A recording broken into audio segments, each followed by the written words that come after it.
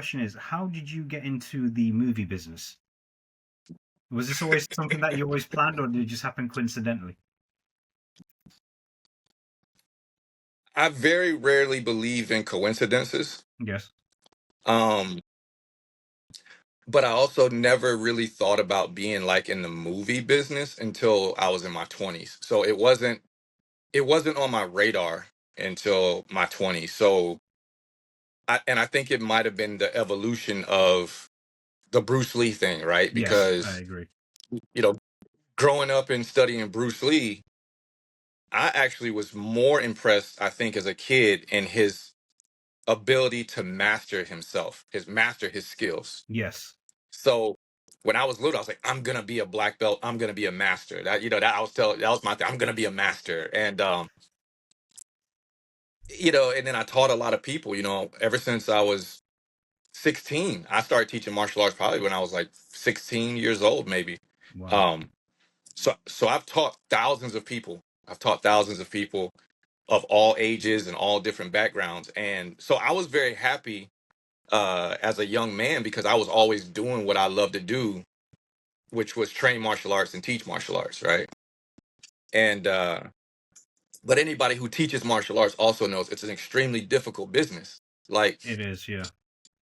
yeah, if someone, I have people, they don't know that I've owned like my own dojo multiple times. Like they don't know I've done that. So they come up to me and they go, "Hey, I got an idea, Maurice. I think you should open a dojo." And I go, "Yeah, I know." Yeah. You They, smiled. they don't know.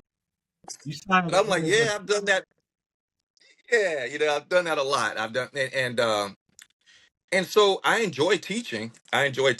But the movie thing Yes.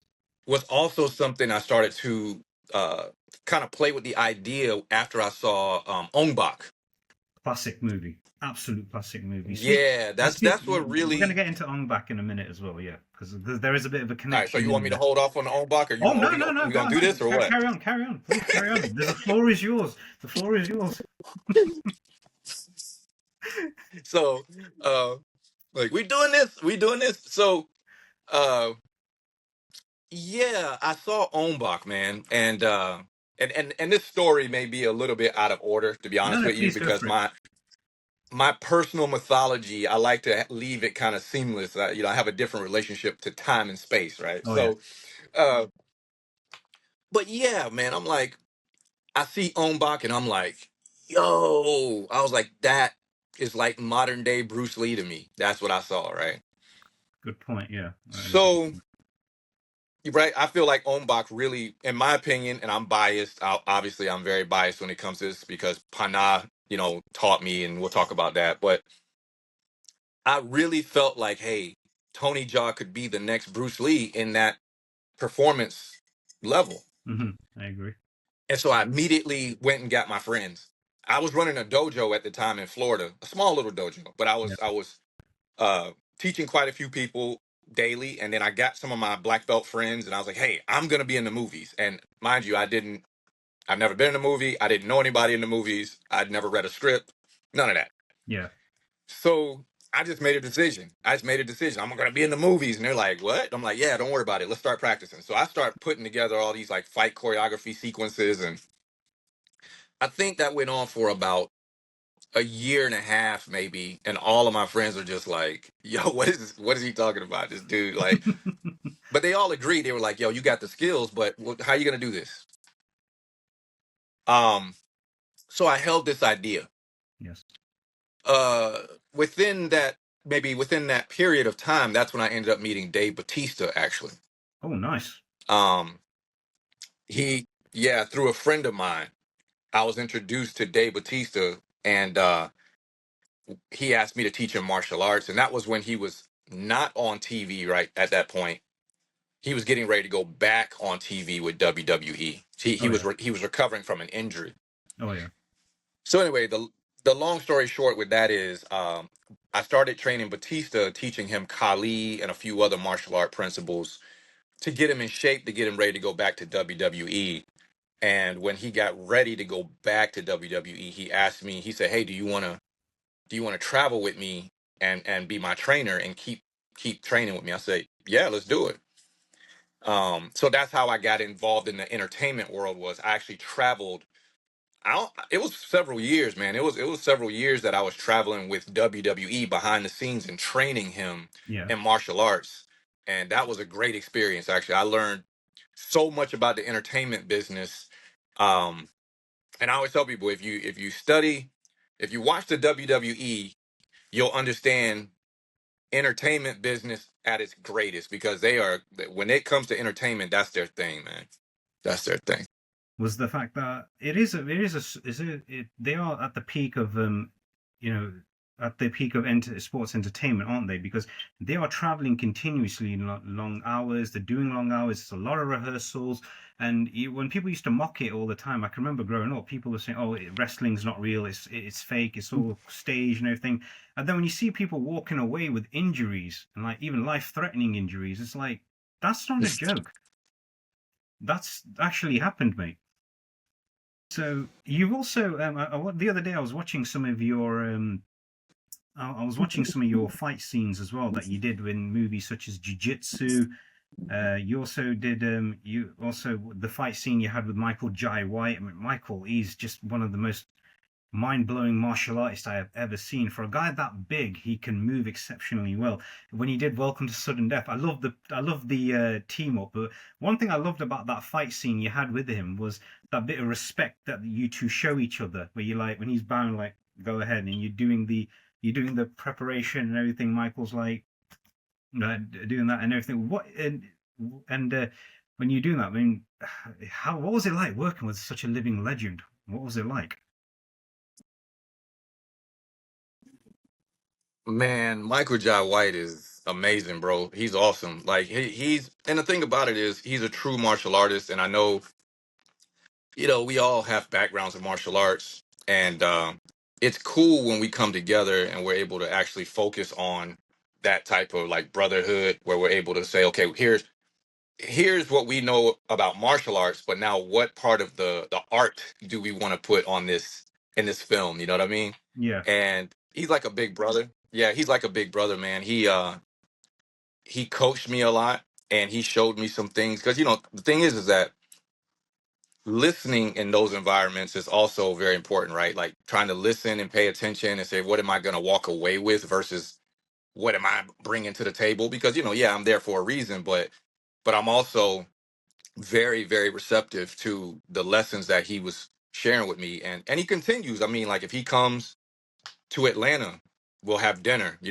with my family, and we'll nice. we'll talk, and he's always offering me even more advice. So big respect for Michael Jai White. And I don't think, I don't, let me say this, like I don't think people really understand the cultural significance of what Michael Jai has achieved, especially as a black martial artist, because there's a lot of movies where we've seen him. I mean, he crosses different genres, like he does all Yeah, types of different genres, and he just is consistently dedicated to putting out things that really, if you look at his the way he presents himself, yeah.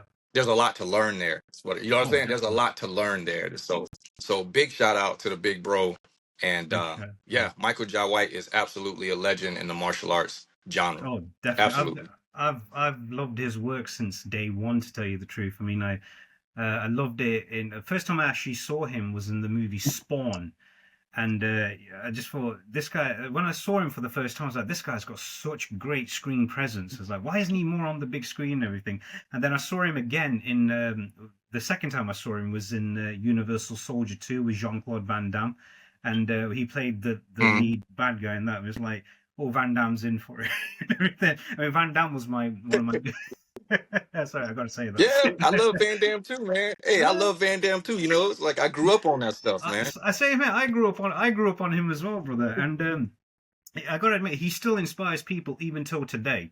I mean, for a guy that big, he's got incredible flexibility.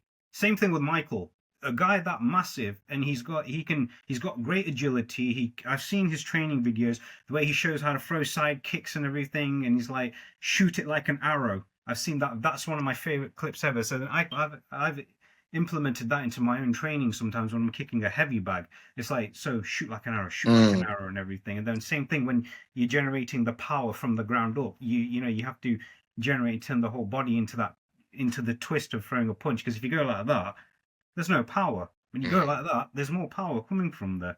And you've also worked with one of the best upcoming martial artists you ever, Alain Moussi. What is it like working with Alain Moussi? Because that guy is as mind blowing as you are. I have to be honest with you.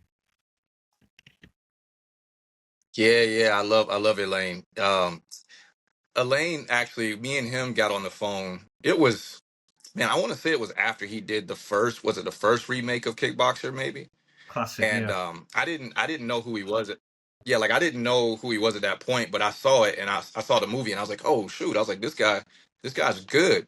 And it was a few months went by and I finally reached out to him and I just was like, hey man, yo, what's going on? You know, and I was asking him, I was like, hey, are you guys gonna be doing more of these kickboxer things?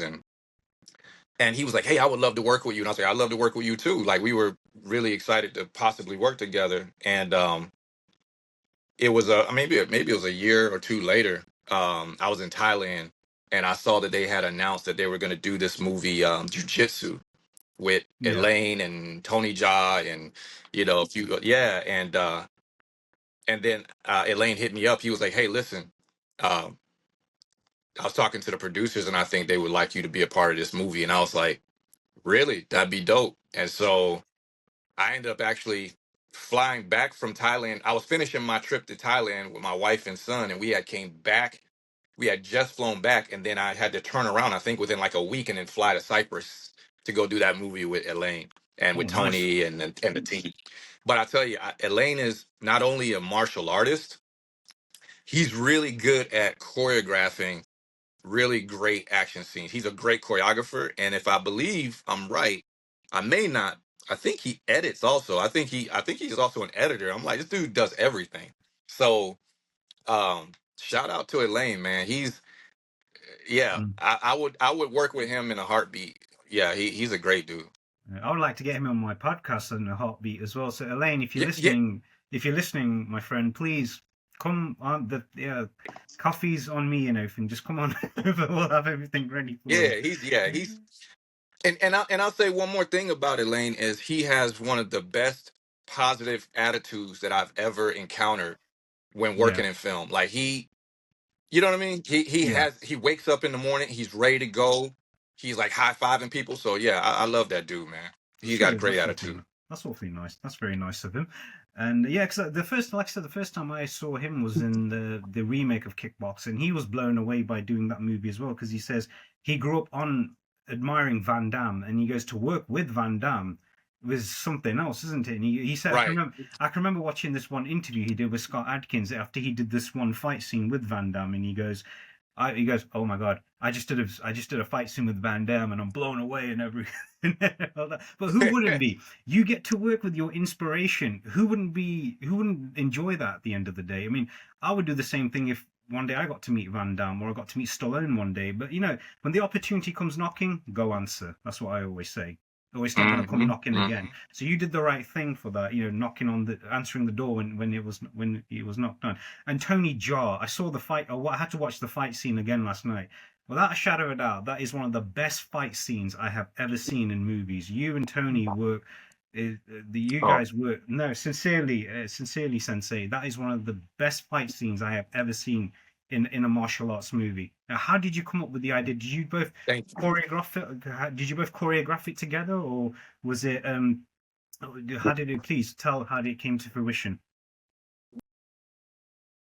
So without the shortest version of that, Yeah. and first off, thank you for saying that because that was a big, big turning point in my life. It opened up a huge door for me, right? Yes. Are you familiar with a man named Pana Ritikrai? Are you familiar with this name? The name rings a bell. The name does ring a bell. Okay, so he is the teacher and the choreographer of Tony Jaa. He's his actual teacher. Okay. And every movie that you've seen Tony Jaa do, starting from Ong Bak and before that, was designed by Tony's teacher, Pana Retikrai, who he passed away actually in 2014. Okay. Rest in peace. Amen. I like to do that for people as Respect. well. I like to do that, especially for a martial artist Respect. and a teacher who people looked at. I always say that to somebody. I've been brought up to taught the fact that if somebody has gone, whether you knew them or not knew them, pray for them that they're in a better place. So may they rest in peace. Amen. I like to do that. Understood. Understood. Thank you. Thank you. And I like to always bring, in fact, in Thai right here in the middle of this symbol, this is Yeah. his name in Thai, Pana. Okay. Nice. Pana actually, here, actually I can show you a picture of him here. This Please. is Pana. Oh, I seem like a really nice person. Seem like And he himself was actually a action star in Thailand before there was a martial arts action industry in Thailand. yes. And Oh, so very nice. yeah, he made like it had to be over like 50, maybe closer to like 100 very low budget or ultra low budget martial art films on his own. He did it by himself, him and his Wow. team. Wow. And but when I first arrived in Thailand, I had already met Pratya Pinkyao, the director of Ombak. Yeah. Yeah. I've So seen him as well. Yeah. Pratya, so he's the director, but the choreographer was Pana, and I didn't know who he was. So I got there, I met with the team and everybody when I finally made it to Thailand, and they were like, "Oh, you need to meet Pana," and I was like, "Who's that?" And they were like, "Oh, he's the guy who creates all the action. He That's and good. he literally created what we now know as Tony Jaa. It's like he created every move, every look, the choreography. And so, and I believe Tony started training with Pana when he was like 14, 15. Wow. That's impressive. Yeah. So anyway, I got really, really lucky to meet Pana on my very first trip to Thailand. And he said, "Hey, I saw your videos," and he asked me to demonstrate for him. And so I did. And after I demonstrated for him with like 9 stunt guys, he said, "I want you to come to my house tomorrow. We're going to start your training." Right. Yes. And it reminded me of like That those sounds old like Kung blessing. Fu movies where you meet them. Right. Oh Right. yeah. It's like a movie. You meet the master and you show him what you can do. And he goes, "Okay, your training starts tomorrow." You know, Mm. so I go back to my hotel room and I'm like laying there thinking like, man, this is just like a movie. Tomorrow my training begins. And anyway, that became about a three, right? Right? It's like a movie. It is. It is. But that It's that like you became can't sleep. several years. Yeah. You can't sleep. Yeah, you're up all You night. You can't can't wait to sleep. start training. But I did. I started training the next day. I went to his house the next day. I trained in his backyard at his house. And mind you, this is after the success of Ombak and the Protector One. They've already Nice. done those, Nice. right? So here's this guy. Here's this guy who basically has the number one martial arts action star as his student, and I'm training in his backyard. Amazing. So I was just so thankful, man. I was so thankful. I spent a couple weeks with them the first time, and to answer your question, how did we create the Action 4 Protector 2? It was Pana, is what I'm telling you. Pana is the root of success. He's the root of the action there in Thailand. And he created multiple generations of stunt people, stunt guys, and stunt women, like stunt men and stunt women who became very successful as well. Like, for example, Jija also is a student of Pana. I don't know Oh, if you ever nice. seen Jija, Gigi, right? to tell you the You've truth, I seen haven't. Chocolate, No. right? No, I haven't seen that yet. But Oh, you okay? I I gotta hit you with the links. go Yeah, for it. Go for it, brother. I she's a appreciate she's that. a female. She's a female action star. Oh, okay. Yeah. Okay. And then there's Dan Chupong, the Dynamite Warrior, who's also a student of Pana. So there's there's a whole industry and generations built off of his creative work. And so it was Pana who was the root in creating. Now me and Tony, we worked together and we put our minds with Pana, but it was all three of us together. Yes. Nice. Amazing. And like I say, you and Tony Jaa was just without a shadow of a doubt a match made in heaven. I would say that it was a match made in heaven. You two working together, that fight scene, I couldn't get over it. Sometimes it's like when you see you two being thrown against the wall and bashed, like, oh, that's gotta hurt. That's gotta hurt. But it makes it worthwhile. It's given.